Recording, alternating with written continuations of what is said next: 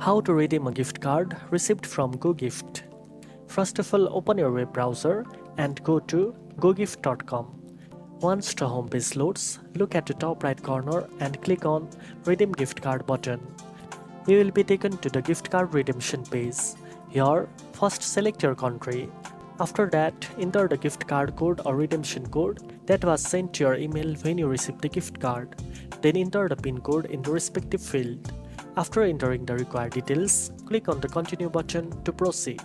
If the code is valid, your gift card information will appear on the screen. Depending on the card type, you may receive a digital code, a barcode, or specific instructions for using it online or in store.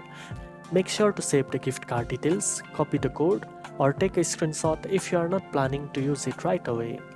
Also, don't forget to review any additional instructions, terms, or expiration dates that might apply to your specific gift card. Now you know how to redeem a gift card received from GoGift.